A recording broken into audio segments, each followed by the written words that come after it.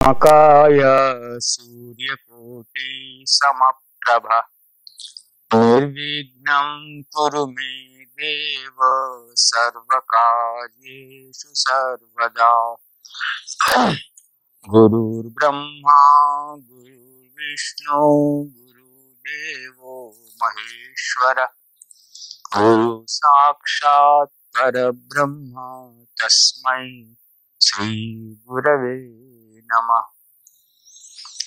शान्ताकारं भुजगशयनं पद्मनाभं सुरेशं विश्वाधारं गगनसदृशं मेघवर्णं शुभांगं लक्ष्मीकान्तं कमलनयनं योगिभिहृदयानगम्यं वन्दे विष्णु भवभयहरं सर्वलोकैकनाथम्।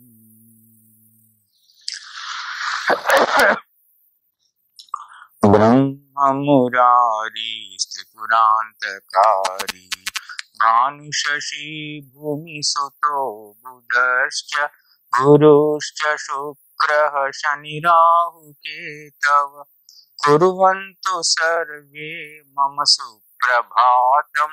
ब्रह्ममुरारी त्रिपुरान्तकारी भानुशशी भूमिसुतो बुधश्च गुरुश्च शुक्रः शनिराहुकेतव कुर्वन्तु सर्वे मम सुप्रभातं।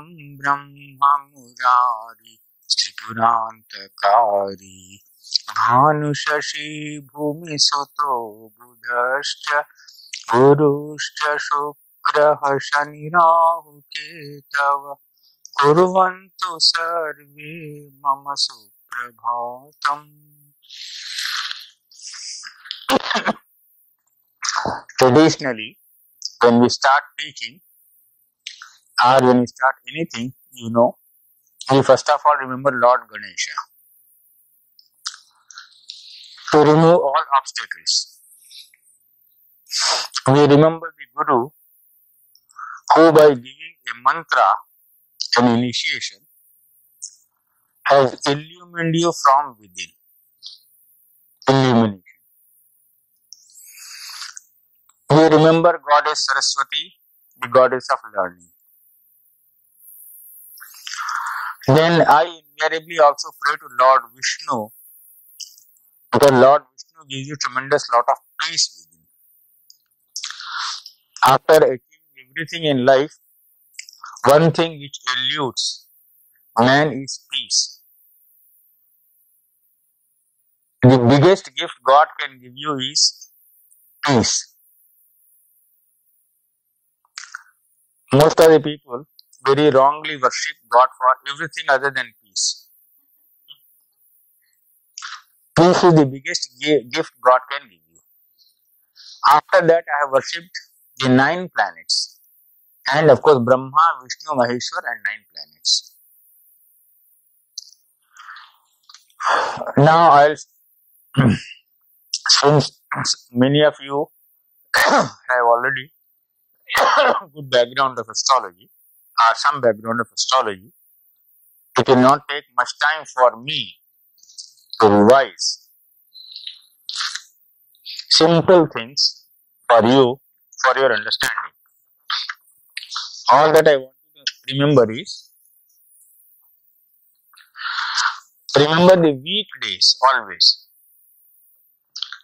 And when you are doing astrology, proceed on that basis. The first weekday starts with sun, right? We call it Sunday. Second start with moon. We call it Monday. The third Tuesday is Mars. Then Wednesday is Mercury.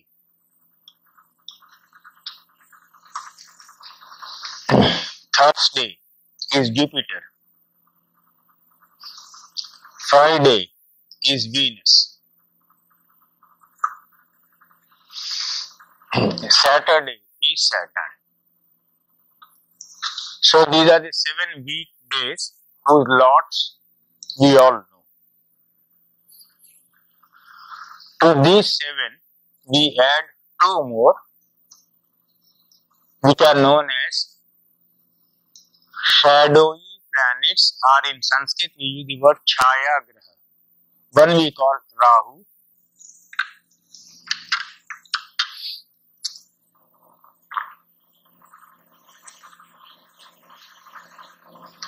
the other we call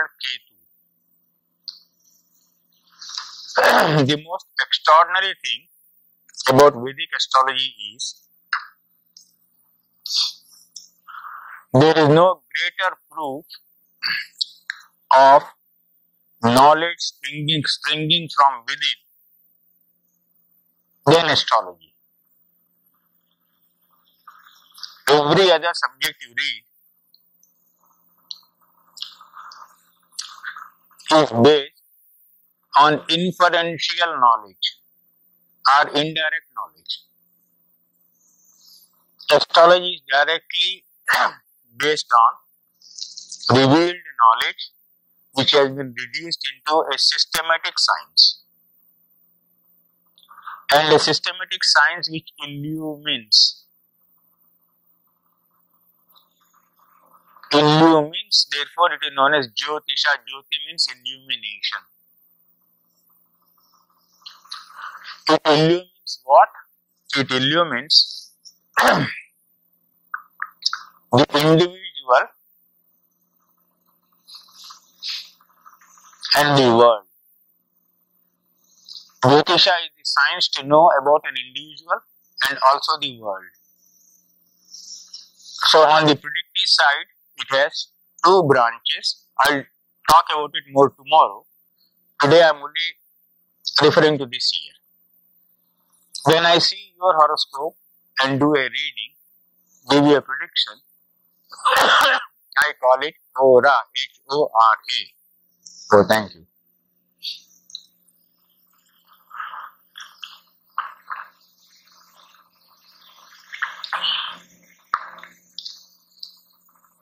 When I see the horoscope of a nation, we call it Samhita, which means through astrology, we can make predictions both about an individual and collectivities of individual.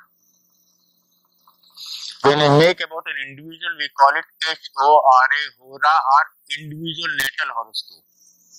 When we make about the world, we call it Samhita. Just now, before you were coming, I was making the New Year horoscope for USA. In 1993, November, when I was the chief guest in the 2nd International Symposium of America's Vedic Astrologers, ACVA, the predictions I had made, one was Japan getting a Nobel Prize on the basis of the Hindu New Year. Japan got a Nobel Prize in literature. The other was that during 1994's football or soccer world championship, there would be violence involving sports personality, and there was the famous O.J. Simpson case.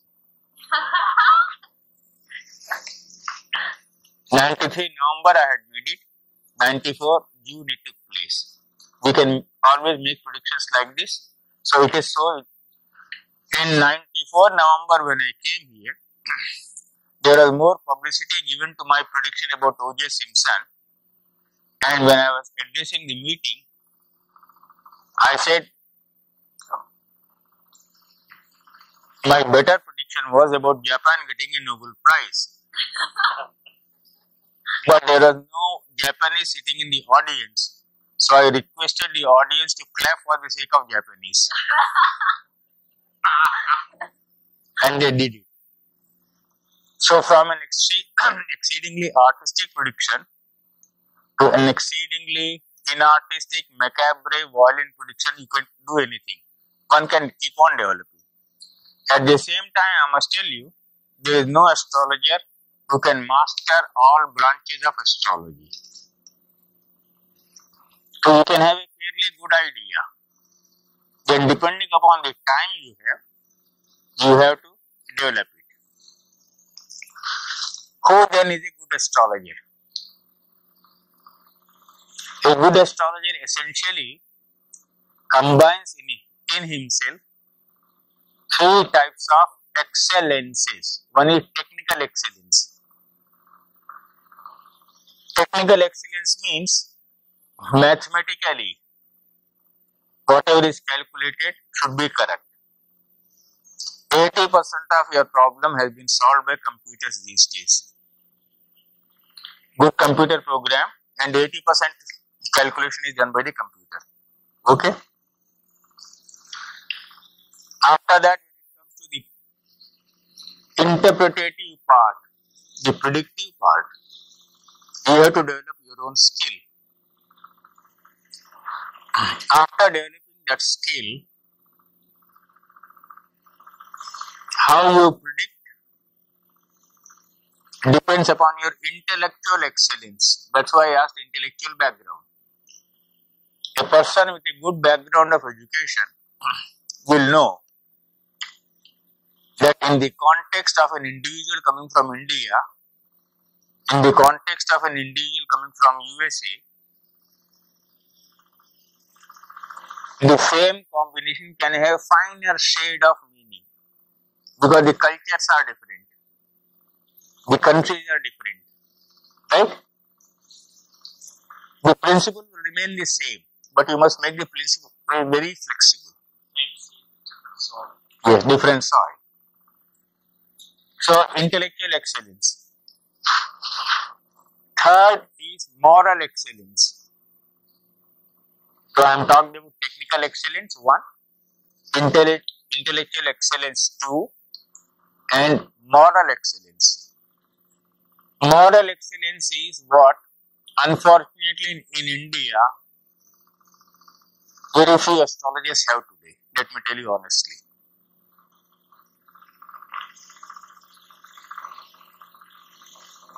When there is very little moral excellence, when they are jealous of each other's prosperity or rise or fame, they destroy themselves.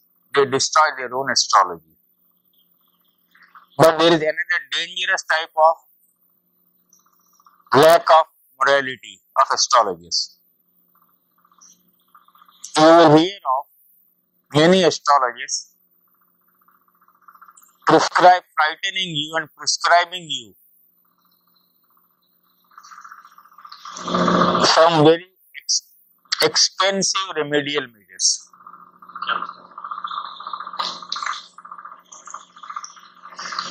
I don't do that, which is one of the reasons why in the world of astrology I have many enemies.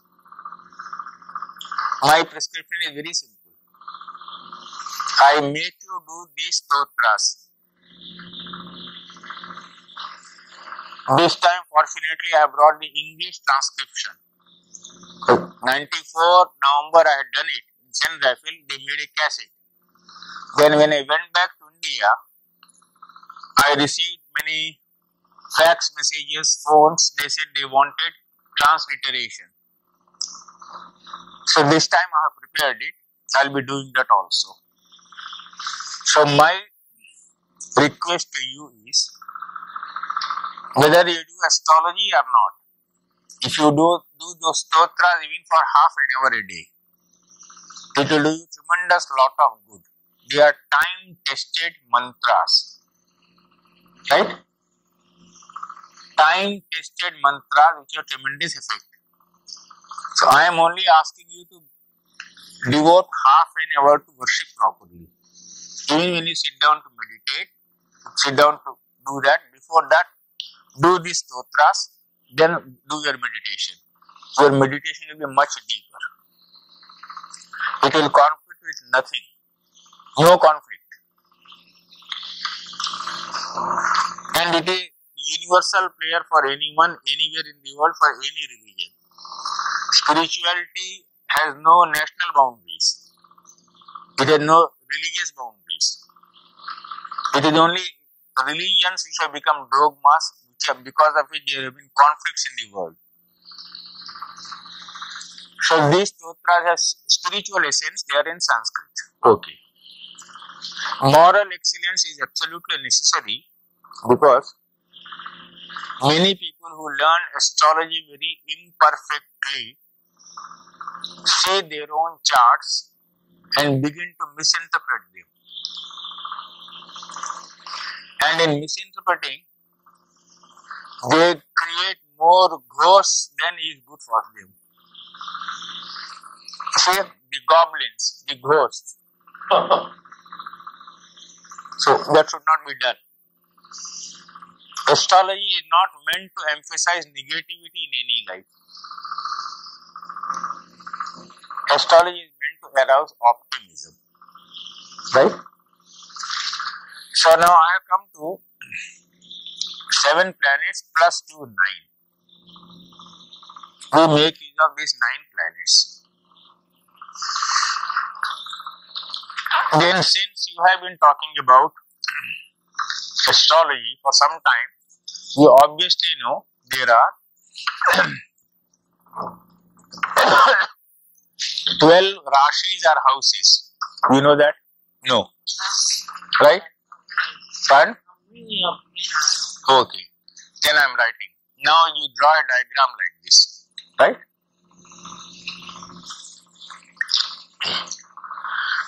This is the South Indian style of drawing. This is the North Indian style. You can follow any.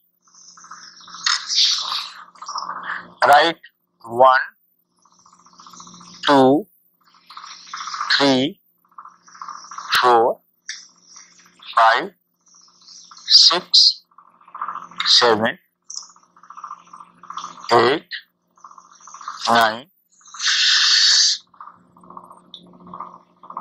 10, 11, 12. You must please notice here how it moves. In the North Indian chart, it will move this way. 1, 2, 3, 4,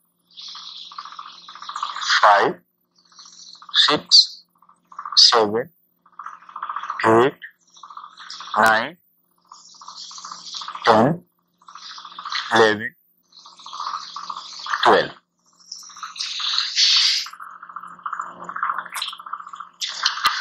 Whether you make use of the North Indian chart or the South Indian chart, the principles are the same.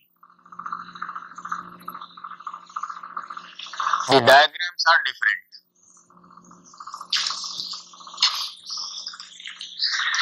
Now each of these have a specific name. I will write both the English name and the Sanskrit name. You should know both. Will it be alright now? Or just it is very hot here. Okay. Now this is known as, I am putting the Sanskrit name first. Mesha. Mesha. Right? Then Vrisha.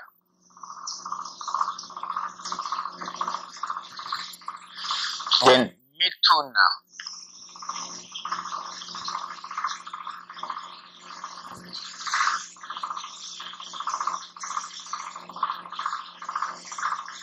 Then Karka.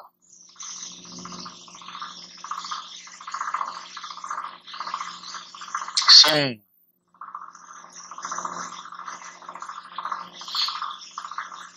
Kanya. Tula.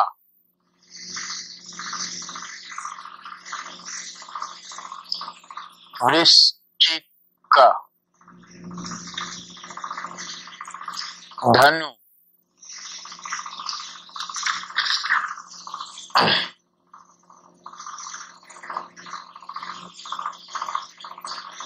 Makar.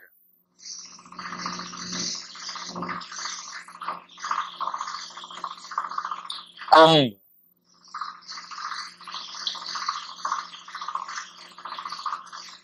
Meen. The English names are, well, you must be reading some predictions. Aries. I need not write all this. I think in the book you can show our photostat and give to them. Okay? Aries, Taurus, Gemini, Cancer. You may be reading these things in the newspapers. Are quite familiar. Okay? Now this total, what we call the zodiac, Z-O-D-I-A-C,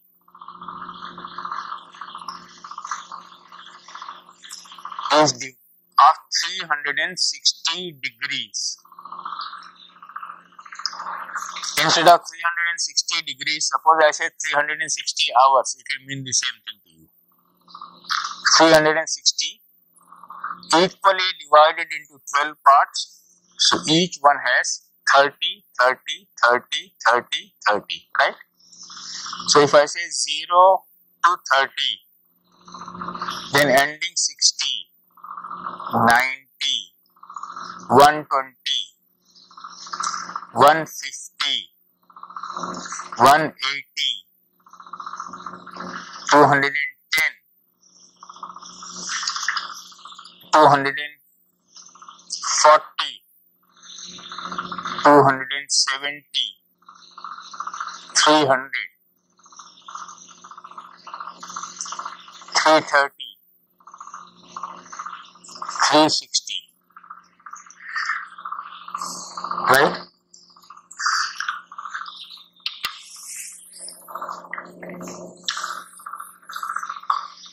I will give to you as a puzzle first, solve it. I'll switch it off for some time. Now solve it. The puzzle is,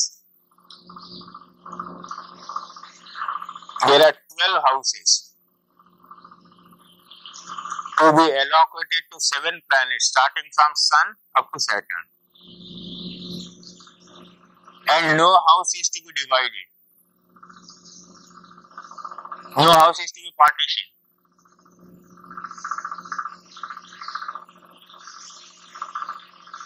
So how do you solve it? So it has been solved this way. Rahu K2 have no house. Sun, Moon, Mars, Mercury, Jupiter, Venus, Saturn. 7 of them have to be given these 12 houses without dividing a single house. So this problem has been solved this way. Remember only this. This house belongs to the Moon. Karka or Cancer. Right? Simha, this house belongs to the Sun. What we call the 2 luminaries, Sun and Moon, they are the luminaries. They are illuminating the world.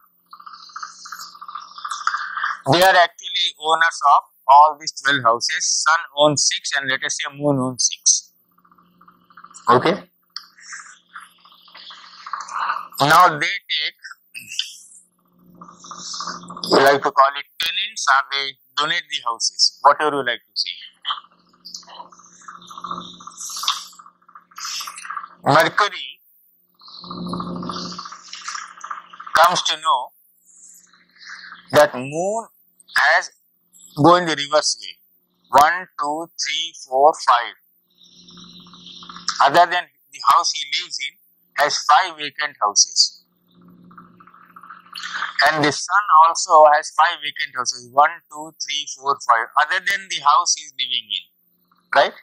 He occupies 1 house, but 5 houses are there to let. Moon also has 5 houses to let.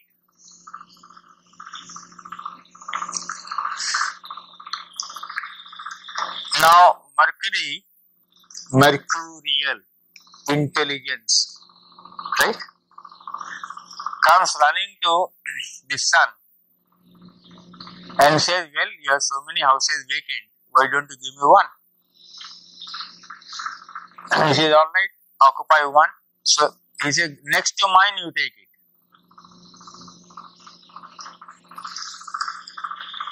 Right?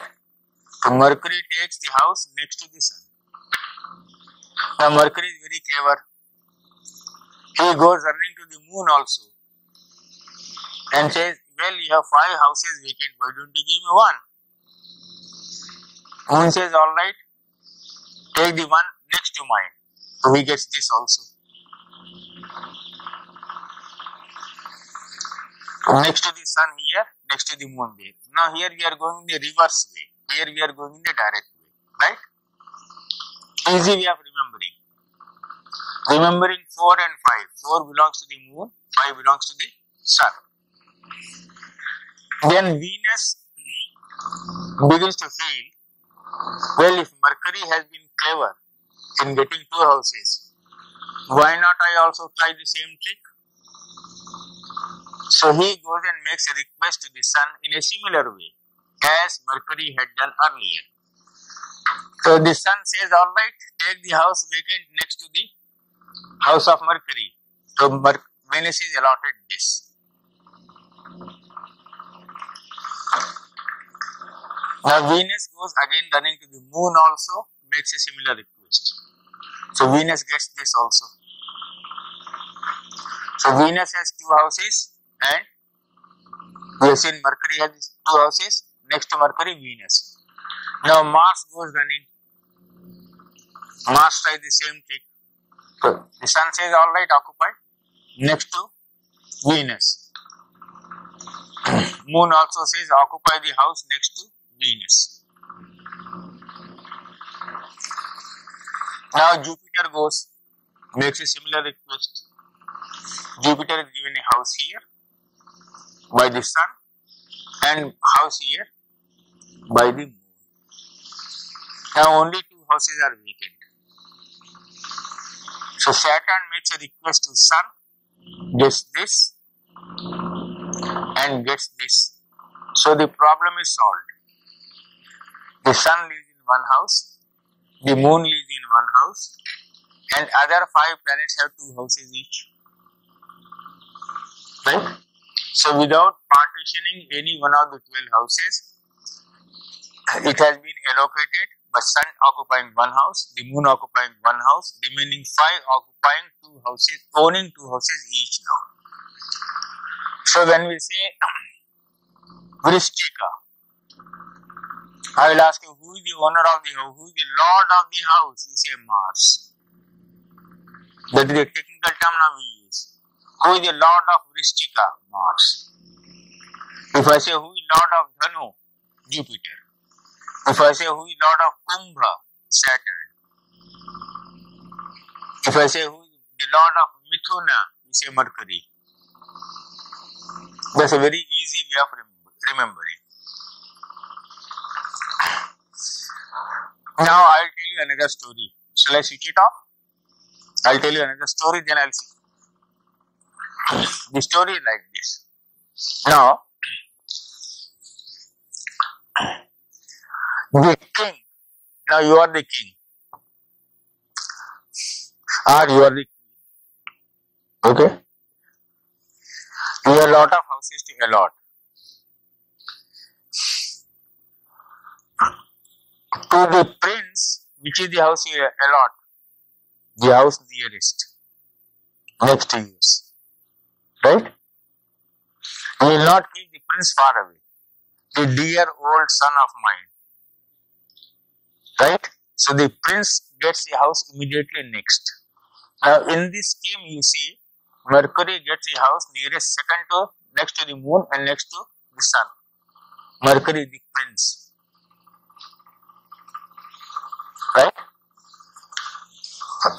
Now the king or the queen always needs an intelligent worldly advisor, a man full of worldly wisdom, a man who can be a diplomat, a man who can be very knowledgeable, who can be a good advisor. In the astrology of India, the chief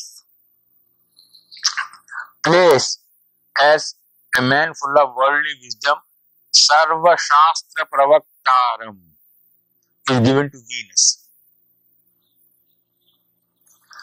Venus.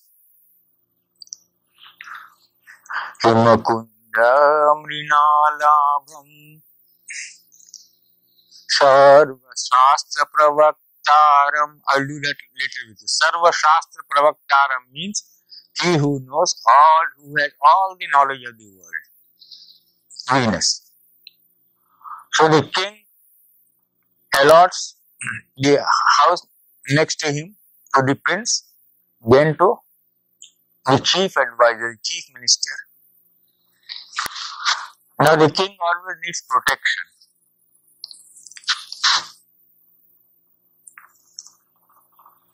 So he has to have a commander in chief. So the house next he allots is to Mars. You know the word M-A-R-T-I-A-L, Martial. It is derived from the word Mars. Martial. And marital also derived from Mars. M-A-R-I-T-A-L, marital. So when marital problem becomes a martial problem, people have crisis. Right?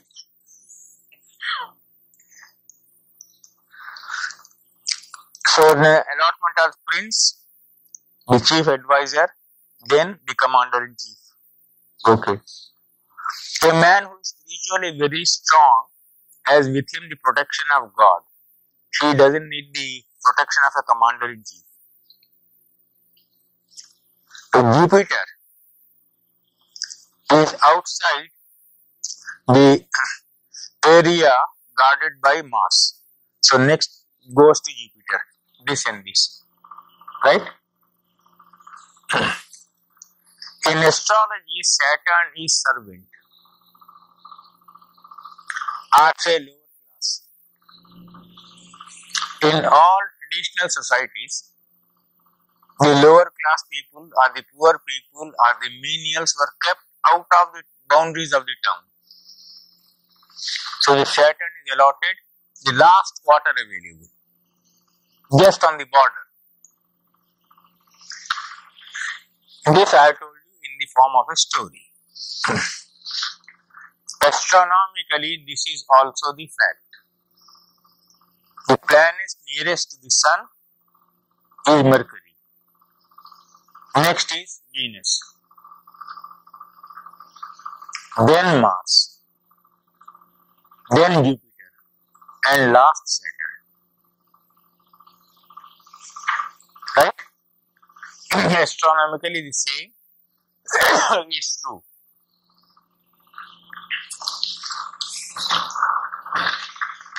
So now you know Mars owns 2 houses, Venus owns 2 houses, Mercury owns 2 houses, Jupiter owns 2 houses, Saturn owns 2 houses, Sun and Moon own 1 house each.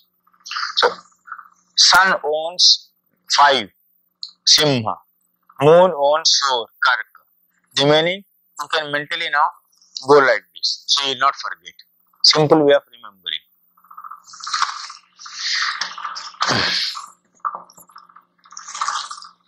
But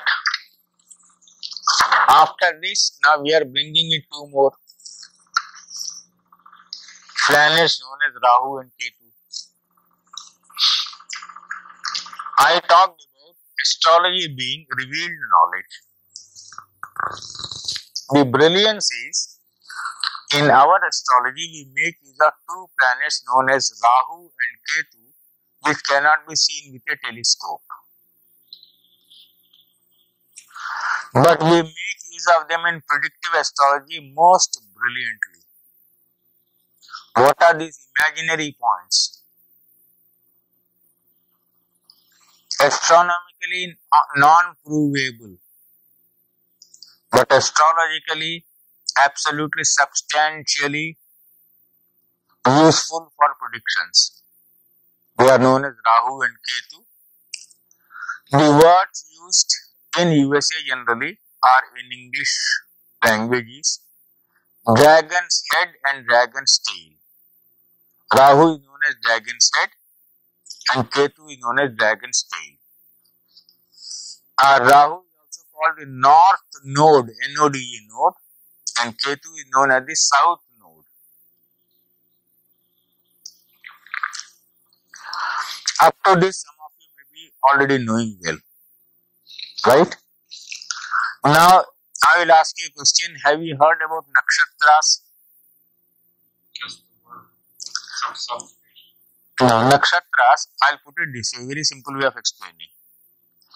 Mr. Smith has 3 children, right? Then Mr. John has 3 children. Take 9 persons who have 3 children each. So 9 into 3 is 27, right?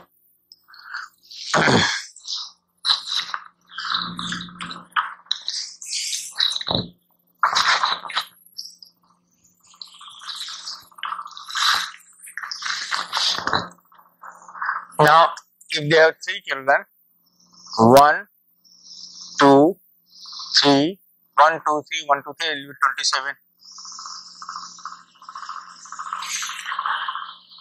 Now, these 27 nakshatras are also accommodated within 360 degrees.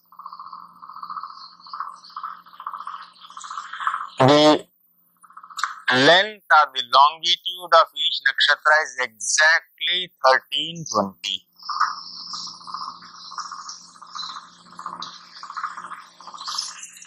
Right?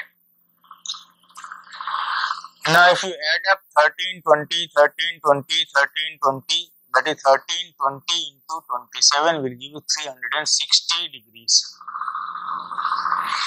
Instead of 1320, suppose I say 13 hours and 20 minutes. It becomes easy for you now to remember.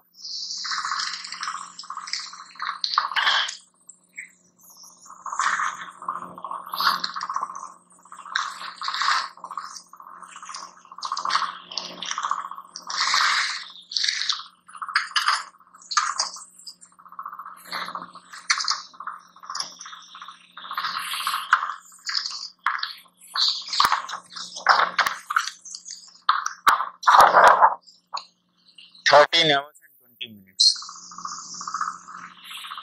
So the simple calculation will be 13 hours, 20, if you take 13, 20 more, then 13, 20 more, 0, 0,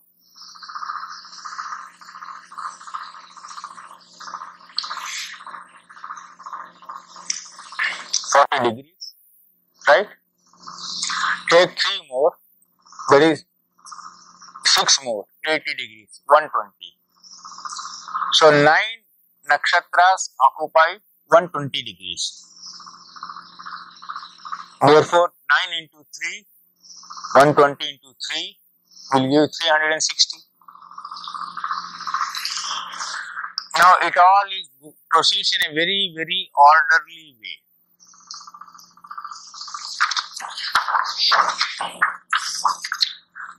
Now, the order in which these nakshatras are spread over are 9 planets owning 3 nakshatras each occupy a space of 360 degrees, and each nakshatra's longitude is 13 degrees 20 minutes. It goes in a very orderly way. First nakshatra belongs to K2, K. Second belongs to Venus, KV. Third belongs to the Sun.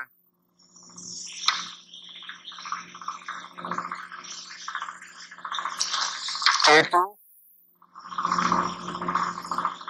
Venus, Sun,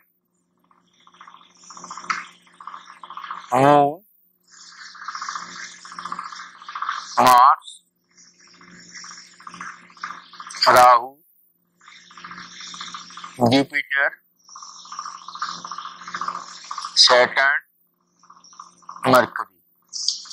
This will be 1, 2, 3, 4, 5, 6, 7, 8, 9. We have seen that the 9 nakshatras occupy 120 degrees.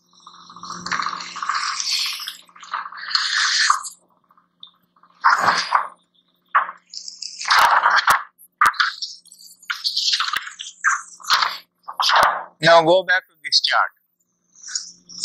1, 2, 3, 4, 120 we end here. Right? 9 nakshatras are occupying 120 degrees. After reaching 120, start the same cycle again. So 10 belongs to K2. Right? 10, 11, 12, 13, 14, 15, 16, 17, 18.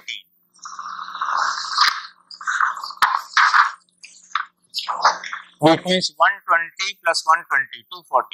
We have reached here.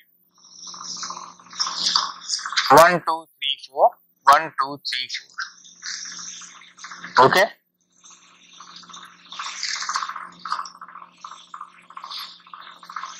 Is it clear? Then we repeat the same thing again. 19,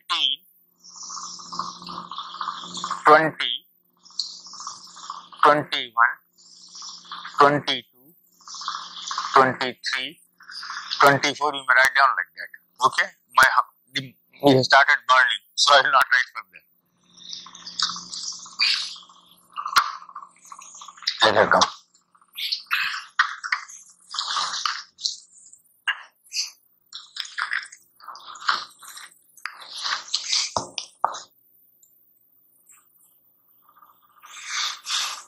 Remember his or her horoscope?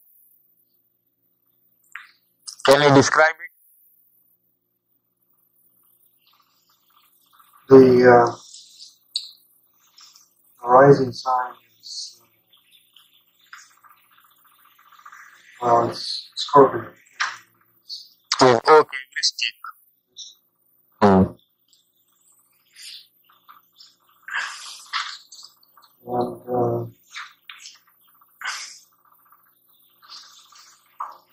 else? What planets are? Second house. When were you born? Which year? 1946. 44. What? Tell me the date, month. Okay.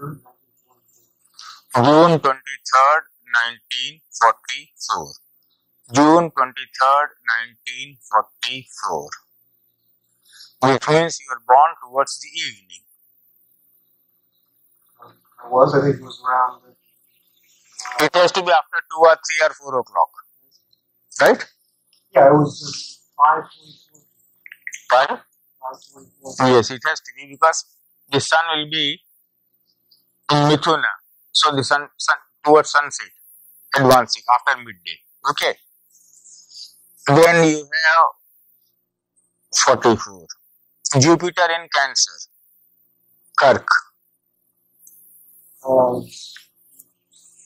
No, Jupiter is very close. Is it in Mithuna? Will you get the ephemeris from there? Ephemeris.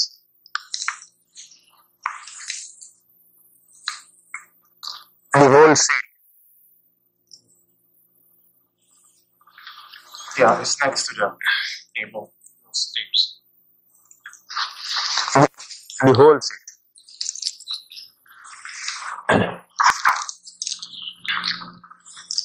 A very simple exercise for you is, today after going back home, if you have got your horoscope, open it. You have a Vedic chart with you, drawn. The Vedic chart, the Hindu astrology, Jyotisha, then it is easier. Whether it is drawn in the South Indian style or the North Indian style,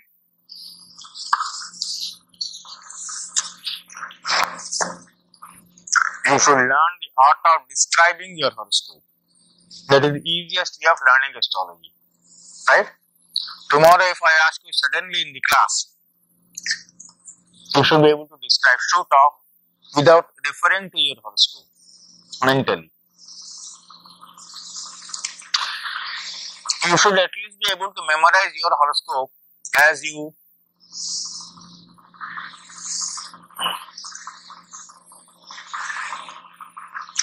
remember your own name,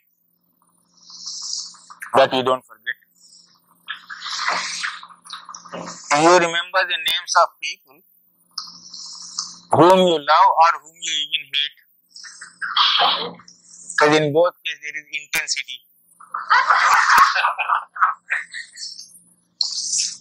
And this South Indian style, what we do is June 23rd, 1944, then time of birth, etc. we write. I'll give you some model horoscopes tomorrow. 1944, 23rd June, you said. Now, simply if I look at the ephemeris, the planetary position I get for 23rd June will be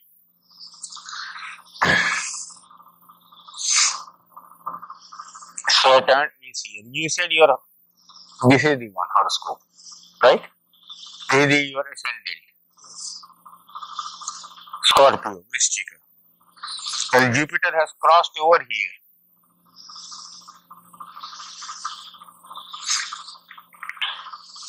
Mars is here.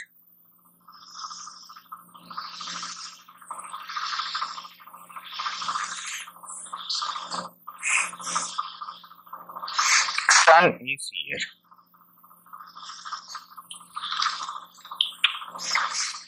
Venus is here. You will please notice. The ascendant is Scorpio. Right? In the fourth house, when I say fourth house, number one house for you is your ascendant. 1, 2, 3, 4. Right? You are counting. When you say fourth house, you are starting from your house. And in counting it, you will count it like currency notes. If I ask you to give me $10, you don't count out the first dollar.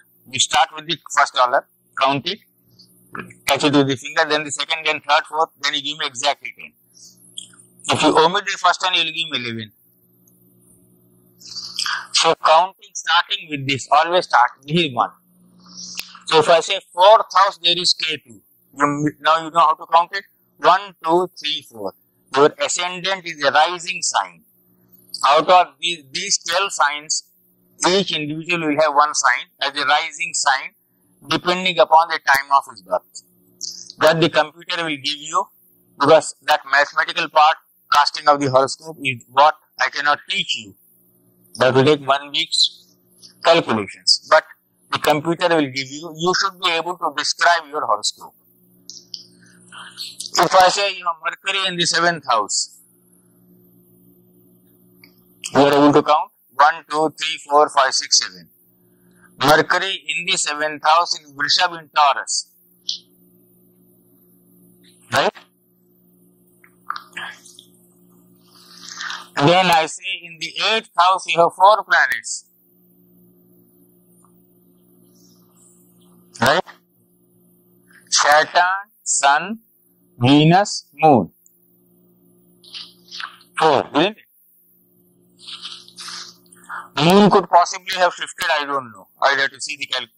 But what I've seen, I put down only here. 4 and 8. Right. In the 9th house, you have Mars. In the 10th house, you have Jupiter.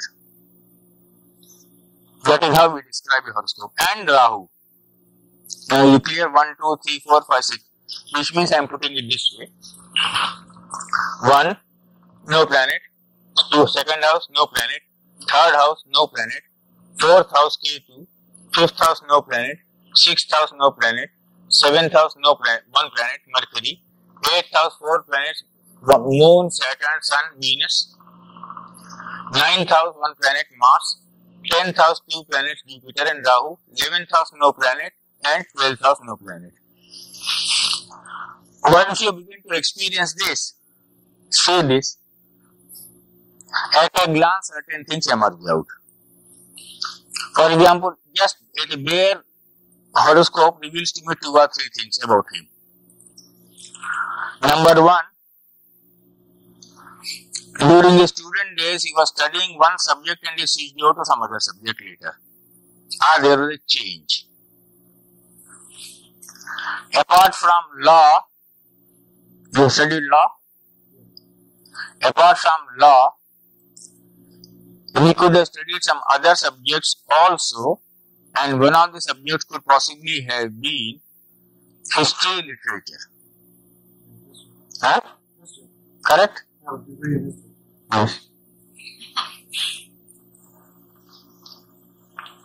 Now when I say it is Jyotish, it illumines. You have not to tell me what you have studied. I will see the horoscope of a child and I will say what the child will study.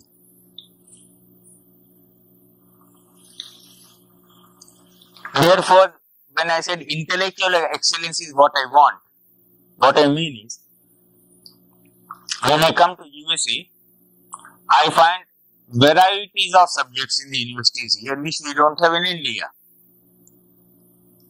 So now I have to find out the new meanings of these planets.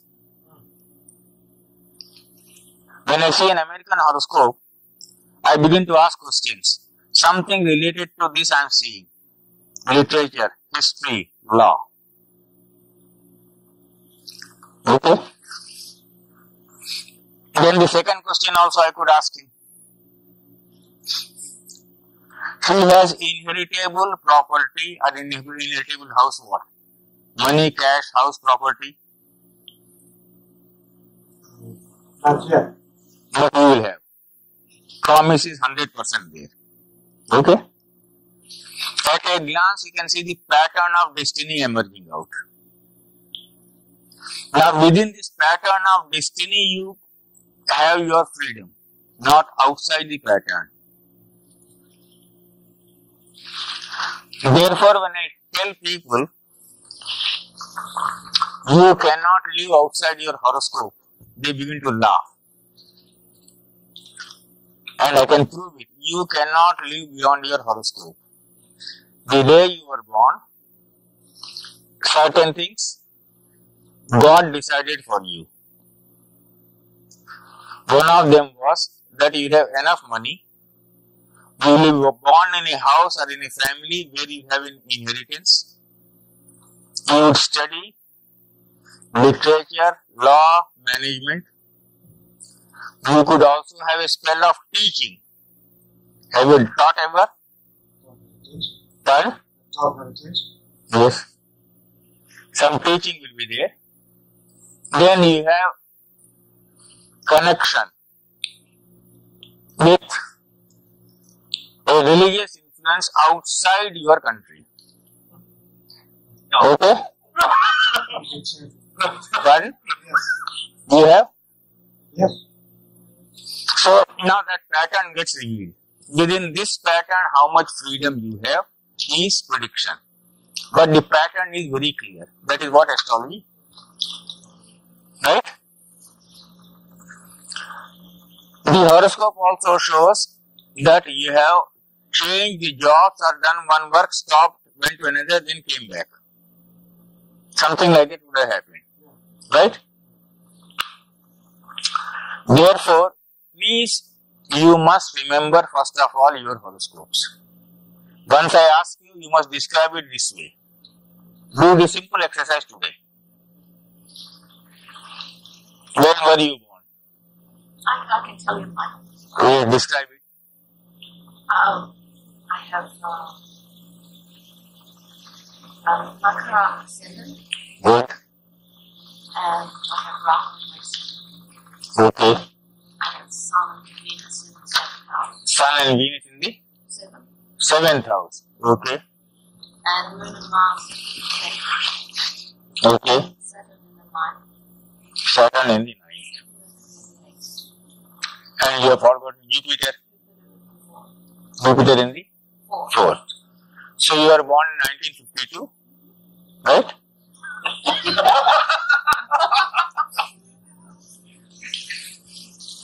And around about sunset, right? Where is your moon? Moon is in the 10th. And where is your Mars? In the 10th.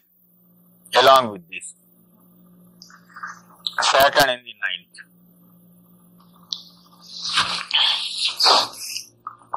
9th. You have been interested in spiritual practices.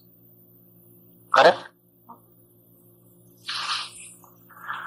I will not give any public prediction here. You have got a good house to live in. You have also lived in a foreign country. Okay? Right? I'm Australian. Right? I'm Australian. You are an Australian, right? Now, when I say the pattern of destiny, please try to understand. The Hindu astrology is basically predictive. That's a major difference. Western astrology has no predictive techniques. So they do some reading of psychology. I have addressed meetings of Western astrologers also in USA, and I tell them, if the predictive techniques are not sharp, the psychological reading will be very vague. When I say you have inheritable property, you have done some teaching. When I say you have a foreign residence, I see a pattern of destiny motivating you to act in certain way. And when you act in such a way, that is the psychology working behind. When you acted, the result has been an event. When I talk about the event, I have reached the 3rd stage of psychology. The motivation, the action, the event. So Hindu astrology starts with the event. It is higher stage, straight away. I need not describe your psychology. I say you have a foreign residence, which I have described your entire psychology. So the motivation to move out of your country, go somewhere, do it, do spiritual practices, have land and property, not merely land and property, you will marry someone who will also have land and property, etc. Like there's so many, we can go into detail and do this. And also, she too should have done teaching. Both teacher of TM and children. Pardon? I taught children and I taught medical. Yes, should have. So like this, the pattern emerges out. Now having seen this, where is your Venus? 7. Right? In this heaven. Do you remember the degrees? Venus is, I think, somewhere in the middle. Oh, no. I think it's between the sun and K2. K2 is almost. Now here, why degrees are important? Once I know the degrees, I know within this, in which nakshatra the planet is.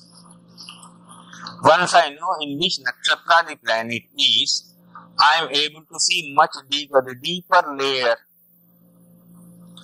In the deeper layer, I see her learning at the early stage of her life something of fine arts, music or dance. Later stage, she goes into some subject like psychology or specialized training in teaching something.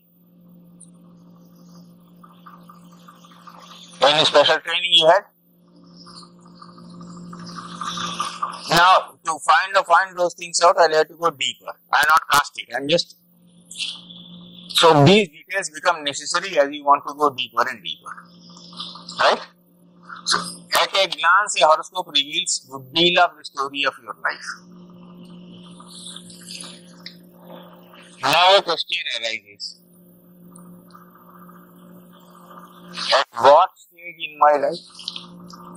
I say at a glance, your horoscope reveals a good deal about you in your life.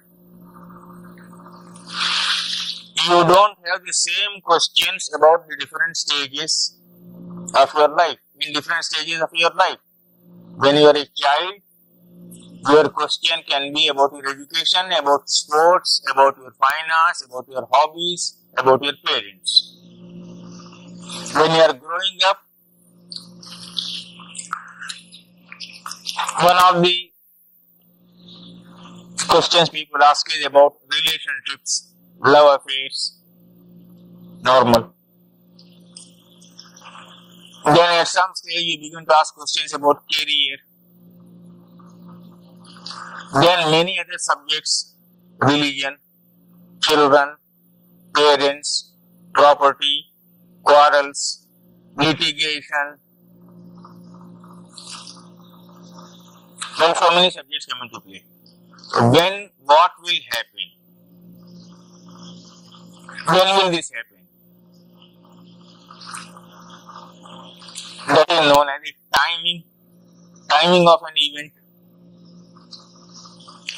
So a method of timing of an event, the most popular, of course there are many methods, the most popular method depends upon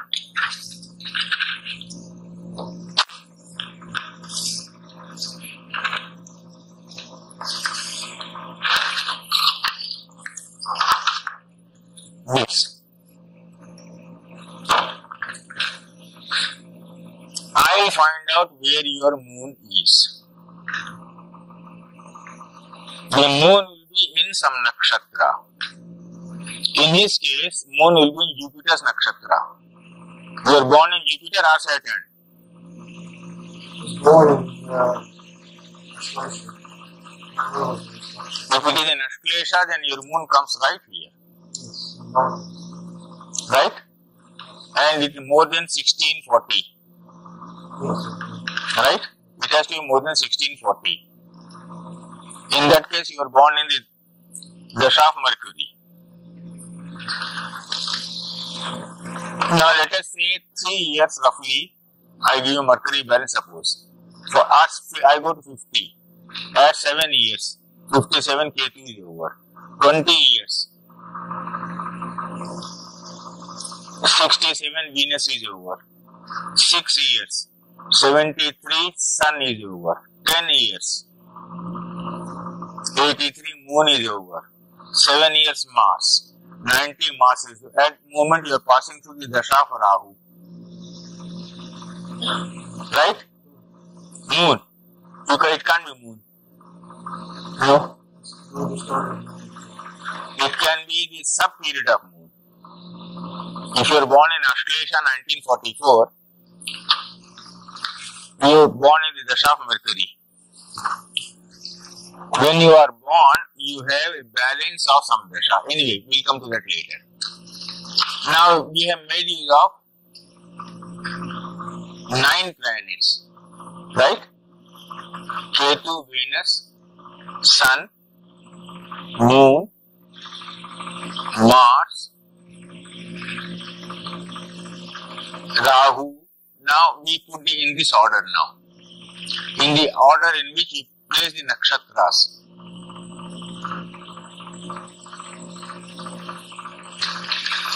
K2 has a total gives you 7 years. When you are born, you don't get the full 7 years, you get a balance of that. Venus gets 20 years. Sun 6, Moon 10, Mars 7, Rahu 18, Jupiter 16, Saturn 19, Mercury 17. If you are born in Ashlesha, you are born in this part, 17-year part. Let us say you got 3, 4 or 5 or 6 years of that, Australasia. 6 years suppose I give you, of Mercury. So 1944 plus 6 will bring you to 1950. Then next will be this 50 plus 7, 57 plus 20, 77 plus 6, pardon, plus 10, 93, which means you got a larger balance of Mercury. You may have got a balance of 12 years. Yeah, I think it's almost all of them. Huh? Almost all of them. Whole of then you may have got 16 years. In that, suppose you get 16 years, then you reach 1944 plus 16, 1960, 67, right? 87 plus 6, 93. So now then you are passing through the dasha of the moon, right? Like that it will go on. Now this shows the time cycle. When I say how do you time the event? We time the event by looking at the dasha you are passing through. What does dasha mean? Dasha literally translated into Sanskrit means condition. What is your condition? Dasha means condition. Your condition is undergoing a change as your life is undergoing a change. And what change your life is undergoing is revealed by this what we call the dasha system. So that is why I call this the wheel of time, Kal Chakra. Without looking at the wheel of time, you cannot make a prediction. The event is possible. But when is it possible? What are the fruits you grow here in this region? Apple. When? In which season? Which months? You harvest them in